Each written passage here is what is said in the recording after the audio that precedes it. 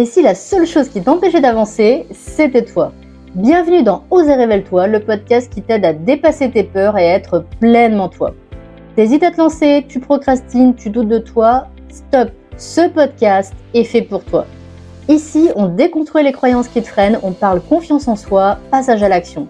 Chaque semaine, je te partage des clés concrètes, des anecdotes inspirantes et des outils applicables immédiatement pour que tu arrêtes de stagner et que tu commences à avancer. Parce que c'est en osant que tout commence. Et crois-moi, à partir du moment où tu reprends confiance, tu deviens inarrêtable. Salut à toi et bienvenue dans ce nouvel épisode de Ose et révèle-toi. Aujourd'hui, on va parler d'un sujet qui concerne absolument tout le monde à un moment ou à un autre, c'est oser poser des limites et savoir dire non. Alors pourquoi c'est si important? Parce que combien de fois tu t'es retrouvé à dire oui alors qu'intérieurement, pas de doute, c'était non. Combien de fois tu as accepté quelque chose par peur de décevoir, de blesser ou juste pour éviter un conflit? Et combien de fois tu as senti, après coup, une frustration immense en réalisant que tu t'étais encore une fois oublié? Donc si tu te reconnais, est-ce que tu vas réussir un jour à dire non? Oui, c'est tout à fait possible et en plus, ça va te permettre de gagner en respect de toi-même et des autres, en équilibre et en confiance en toi. Dans cet épisode, on va voir ensemble pourquoi c'est si difficile de dire non et de poser ses limites, comment apprendre à dire non sans culpabiliser et surtout comment poser ses limites avec fermeté tout en restant bienveillant. Alors déjà, pourquoi c'est si difficile de dire non? Dire non, c'est pourtant simple, en théorie, mais dans la réalité, c'est souvent un vrai casse-tête émotionnel. Pourquoi? Parce que derrière cette difficulté, il y a des peurs profondes. Et ces peurs, on les retrouve chez presque tout le monde. Peur numéro 1, c'est la peur de décevoir. On a peur de blesser, de frustrer ou de pas être à la hauteur des attentes des autres. On veut être perçu comme quelqu'un de gentil, d'aimable, de serviable, alors on dit oui, même quand ça nous coûte. Je te donne un exemple concret. Imagine que ton patron te demande un dossier pour demain matin. T'es déjà débordé, mais t'oses pas dire non. Parce que t'as peur qu'il pense, par exemple, que t'es pas impliqué. Résultat, t'acceptes, tu sacrifies ta soirée, t'es fatigué et au final, t'en veux à qui? À lui ou à toi? Il y a des chances que ce soit à toi. Alors pourquoi on réagit comme ça? Parce qu'on a appris, souvent très jeune, que faire plaisir aux autres, ça nous rendait plus appréciés. Dire oui, finalement, c'est être une bonne personne. Ou encore parce qu'on veut éviter la gêne ou le malaise d'un refus. On craint la réaction de l'autre, même si elle n'est que dans notre tête.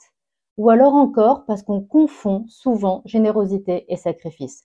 On croit que dire non, c'est être égoïste, alors qu'en réalité, c'est juste poser ses propres limites.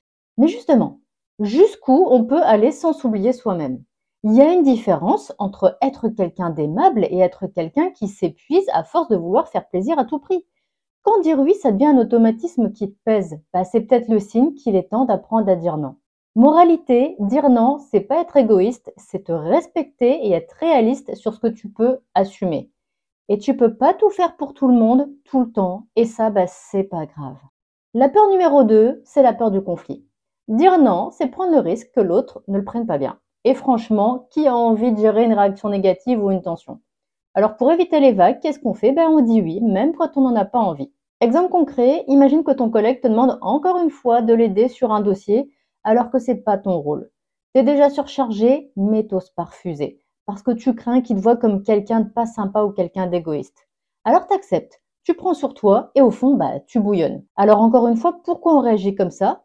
Parce qu'on veut éviter le malaise d'un désaccord. Dire non, c'est s'exposer à une réaction qu'on contrôle pas, de l'agacement, de la frustration, du jugement. Et ça, ça nous met mal à l'aise. Il y a aussi le fait qu'on redoute l'affrontement. On se dit que dire non, ça va forcément déclencher une dispute ou un conflit. Et aussi, on pense que c'est plus simple de dire oui. À court terme, c'est vrai, accepter, ça évite une discussion inconfortable. En revanche, à long terme, c'est une stratégie qui nous épuise et qui nous rend frustrés. Mais en réalité, est-ce que refuser quelque chose signifie forcément créer un conflit? Pas du tout. Tout dépend de la manière dont on dit non. Un refus, ça peut être posé avec bienveillance, avec fermeté et avec respect. Et souvent, la réaction de l'autre, elle n'est pas aussi dramatique que ce qu'on l'imagine. Et ça, t'inquiète, on va le voir dans quelques minutes. Mais finalement, qu'est-ce qu'il faut retenir de cette peur du conflit? Dire non, ça ne veut pas dire être agressif ou créer un clash. Tout est une question de communication. Dire oui pour éviter un conflit, c'est s'imposer à soi-même un conflit intérieur. Et ça, c'est bien plus toxique à long terme. Et apprendre à dire non, c'est aussi apprendre à faire confiance aux autres pour accepter notre réponse sans dramatiser leur réaction à l'avance. Troisième peur qui nous empêche de dire non, c'est la peur du rejet. Et si dire non, c'était prendre le risque que l'autre nous apprécie moins, qu'il nous trouve moins sympa, moins généreux, moins disponible. Par exemple, t'as un ami qui te demande de l'aider à déménager ce week-end, mais toi t'es crevé et t'avais prévu de te reposer. T'aimerais dire non, mais t'as peur qu'il ou qu'elle pense que tu tiens pas assez à votre amitié. Alors t'acceptes, à contre-cœur, et tu passes ton samedi à porter des cartons en râlant intérieurement. Alors pourquoi on réagit comme ça? Parce qu'on associe le refus à une perte d'amour ou de reconnaissance. On se dit que si on refuse, l'autre va nous en vouloir et nous aimer un petit peu moins. Aussi parce qu'on a été conditionné à croire que dire oui, c'était être une bonne personne. Depuis l'enfance, on valorise ceux qui se rendent disponibles et serviables, au point qu'on en vient à penser que refuser, c'est être égoïste. Et parce qu'on a peur d'être perçu comme quelqu'un de dur ou d'insensible. Et soyons honnêtes, on veut tous être aimés, on veut tous être appréciés, on veut tous être considérés comme des personnes bienveillantes et fiables. Mais est-ce qu'un vrai ami t'aimera moins parce que t'as dit non une fois? Pose-toi cette question. Si une relation dépend uniquement de ta capacité à dire oui tout le temps, est-ce que cette relation elle est équilibrée? Est-ce qu'elle est saine? Moralité, les personnes qui tiennent réellement à toi respecteront tes limites. Et dire non aux autres, c'est parfois dire oui à toi-même. Donc maintenant, la grande question, c'est comment apprendre à dire non sans culpabiliser? Parce que poser des limites, ça ne veut pas dire être froid, ça ne veut pas dire manquer d'empathie. C'est simplement apprendre à se respecter autant qu'on respecte les autres. Pour apprendre à dire non sans culpabiliser, sans stress et sans mettre en péril tes relations, je vais te donner 3 outils concrets. Outil numéro 1, remplace la peur par la clarté. L'une des plus grandes difficultés quand on veut dire non, c'est l'hésitation. On se met à peser le pour, le contre, on réfléchit et ça dure longtemps. Et puis finalement, sous la pression du moment, comme si on s'imposait de devoir répondre rapidement, on dit oui. Pourquoi? Parce qu'on doute de nos propres besoins. On se demande, est-ce que c'est vraiment légitime que je refuse? Et aussi parce qu'on n'a pas de critères clairs pour savoir quand dire oui et quand dire non. Du coup, comment faire? Pose-toi 3 questions simples avant de répondre. Question 1, est-ce que j'ai envie de dire oui ou est-ce que je me force? Facile. Question 2, si j'accepte, est-ce que ça va impacter mon bien-être, mon énergie, mon emploi du temps de manière négative?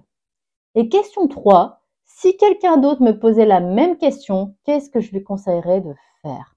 C'est des questions simples, mais elles sont hyper efficaces pour prendre du recul et t'amener à voir clair sur ce que tu veux vraiment. Je te donne un exemple. Tu as prévu une soirée tranquille chez toi et tu as un collègue qui te propose de l'accompagner à un after-work. Si tu hésites, prends quelques secondes pour te demander, est-ce que j'ai vraiment envie d'y aller? Est-ce que ça va me fatiguer alors que j'avais prévu de me reposer? Si une amie dans ma situation me demandait conseil, est-ce que je lui dirais d'y aller à contre-cœur? Tu vois, en fait, c'est facile à mettre en application. Conclusion, plus tu as de clarté sur tes besoins et tes priorités, plus ce sera facile de dire non sans hésitation. Et prendre 10 secondes pour répondre honnêtement à ces 3 questions, ça t'évite des heures de frustration. Outil numéro 2, apprendre à dire non clairement et avec bienveillance. Beaucoup de gens pensent que dire non, c'est forcément blesser l'autre ou paraître dur. Mais en réalité, tout est une question de formulation. Et c'est souvent parce qu'on n'a pas les bons mots pour refuser sans froisser qu'on est mal à l'aise de dire non. Alors voyons ensemble la technique du non assumé et bienveillant. L'idée, c'est de ne pas simplement dire non, je peux pas, mais de construire ta réponse en 3 parties. Partie numéro 1, l'affirmation de ton refus. Ça, c'est un non clair, sans hésitation. Partie numéro 2, c'est une explication succincte, c'est-à-dire que tu donnes un contexte ou une raison sans te justifier excessivement. Tu poses juste les faits. Et partie numéro 3, c'est l'ouverture à une alternative. Quand c'est pertinent, propose une autre solution ou exprime de l'empathie. Je te donne tout de suite un exemple en contexte professionnel. Pour refuser, tu peux dire « Je ne vais pas pouvoir prendre ce dossier en plus des autres aujourd'hui, mon planning est déjà très chargé. Si c'est urgent, on peut en parler demain matin. » Donc tu vois que le non, il est clair, il est sans hésitation tout de suite. Je ne vais pas pouvoir prendre ce dossier en plus des autres aujourd'hui. Il y a une explication succincte sans justification à outrance. Mon planning est déjà très chargé, tu vois. On a juste posé les faits. Et l'alternative, c'est si c'est urgent, on peut en parler demain matin. Et en fait, toutes tes réponses négatives, tous tes refus, tous tes non, tu peux les formuler comme ça. Je te donne tout de suite un autre exemple, cette fois dans la vie personnelle. Tu pourrais répondre « Merci pour ton invitation, ça me fait plaisir que tu penses à moi, mais cette fois-ci, je suis trop fatiguée, alors je vais devoir décliner. Une prochaine fois. » Tu vois, c'est clair, ça fait pas mal à l'autre et toi, au moins, tu as posé tes limites. Allez, un dernier exemple dans le cadre d'une relation avec un proche, tu pourrais dire Je comprends que ça te ferait plaisir qu'on mange ensemble ce soir, mais j'ai besoin de temps pour moi aujourd'hui. On organise ça à un autre moment avec plaisir. Bon, qu'est-ce qu'il faut retenir de tout ça? Premièrement, dire non, ça n'a pas besoin d'être brutal ou sec. Deuxièmement, avec une formulation bienveillante, tu refuses sans culpabiliser et sans blesser l'autre. Et surtout, tu poses tes limites sans te justifier à outrance. Allez, troisième et dernier outil pour dire non sans culpabiliser, c'est inverser les rôles. Concrètement, une des raisons pour lesquelles on a du mal à dire non, c'est qu'on s'imagine que l'autre va mal le prendre, qu'il va être blessé, qu'il va être déçu, etc. Mais en réalité, si on prend un peu de recul, on se rend compte que nos peurs, elles sont souvent exagérées. Dans 90% des cas, dire non, ça n'a pas de conséquences aussi graves que ce qu'on l'imagine. Et la plupart des gens respectent un refus s'il est exprimé calmement. Alors, comment appliquer cette méthode? Eh bien, avant de répondre oui, par réflexe, pose-toi cette question. Si j'étais à la place de la personne qui est en face de moi, comment je réagirais si on me disait non? Un exemple. Un ami te demande un service qui te met mal à l'aise ou qui te demande trop de temps. Avant de te sentir obligé d'accepter, demande-toi. Si j'étais à sa place et que quelqu'un me répondait qu'il n'a pas le temps, est-ce que je serais réellement blessée? Ou alors, si on me disait non pour cette raison, est-ce que je prendrais ça personnellement? Dernier exemple. Est-ce que je trouverais normal qu'on me pose une limite? Dans la plupart des cas, la réponse est non. Et ça te montre que tes propres refus sont aussi valables que ceux des autres. D'ailleurs, pense à la dernière fois où quelqu'un t'a dit non. Comment toi tu l'as pris? Est-ce que ça t'a blessé ou est-ce que tu as simplement accepté son refus? Est-ce que ça a changé la relation que tu as avec cette personne? Concrètement, procéder comme ça, qu'est-ce que ça t'apporte? Eh bien déjà une prise de recul immédiate avant d'accepter quelque chose à contre-cœur. Tu auras aussi une meilleure compréhension de tes propres réactions face au refus. Et puis tu vas dédramatiser le fait de dire non. Moralité, les autres nous en veulent pas autant qu'on le croit quand on leur dit non. Apprendre à poser ses limites, c'est aussi accepter que nos besoins comptent autant que ceux des autres. Et dire non, c'est pas faire mal à l'autre, c'est simplement s'écouter. Avant de passer au défi que je vais te proposer, j'aimerais te rappeler une chose essentielle. Apprendre à dire non, c'est pas un changement qui se fait en un claquement de doigts. C'est pas parce que tu as compris ces outils que tu vas immédiatement les appliquer parfaitement du jour au lendemain. Et ça, c'est totalement normal. Au début, ça peut sembler inconfortable, un peu comme quand tu fais du sport après des mois sans bouger. Ça tire, ça pique, tu sens des résistances dans ton corps. Mais à force de t'entraîner, ça devient plus fluide, plus naturel et surtout plus libérateur. Alors pour que cette prise de conscience reste pas juste théorique, forcément, je vais te lancer un défi. Parce que tu le sais, c'est dans l'action que le vrai changement se produit. Et avec moi, qui dit action, dit souvent challenge. Alors mon challenge aujourd'hui, c'est quoi? Bien évidemment, c'est de refuser une demande qui ne te convient pas. Et ça, ça veut pas dire devenir intransigeant et dire non à tout et à n'importe quoi. Ça veut dire oser t'écouter et t'affirmer sur une demande où d'habitude tu aurais dit oui par automatisme, par peur de déranger ou par culpabilité. Alors pour relever ce challenge, je te rappelle ce qui marche. Déjà, tu réponds pas immédiatement oui quand on te demande un service, une disponibilité, une faveur. Prends un instant de réflexion avant de répondre. Demande-toi, est-ce que j'en ai envie? Est-ce que j'ai le temps? Est-ce que j'ai l'énergie pour ça? Est-ce que c'est en accord avec mes priorités du moment? Si la réponse est non, alors tu sais ce qu'il te reste à faire. Deuxièmement, exprime clairement une limite. Un collègue qui te surcharge, un proche qui empiète sur ton temps perso, un engagement que tu veux plus assumer, dis-le simplement en mentionnant juste les faits. Par exemple, je suis épuisée ou alors j'ai besoin de prendre du temps pour moi. Et enfin, prends conscience de ton ressenti. Après avoir posé ton non, observe, analyse. Est-ce que c'était aussi dur que tu le pensais? Est-ce que tu te sens mieux d'avoir respecté tes limites? Et comme toujours, rappelle-toi que c'est en pratiquant que tu vas te sentir de plus en plus à l'aise. Et maintenant, on passe à la suite. Alors, qu'est-ce qui t'attend dans le prochain épisode? Eh bien, on va voir comment adopter un état d'esprit positif. Parce que cultiver une attitude positive, c'est pas juste se répéter que tout va bien. C'est pas non plus nier la réalité, les difficultés ou refouler ses émotions négatives sous prétexte qu'il faut voir le bon côté des choses. Mais comment y arriver concrètement? Quelles habitudes adopter pour éviter le piège du positivisme toxique et développer une vraie sérénité intérieure? C'est ce qu'on va voir ensemble dans le prochain épisode. Et clairement, on a tous besoin d'ancrer durablement ces changements, de passer les blocages qui nous freinent et de construire une confiance qui repose sur du concret, pas juste sur de belles théories.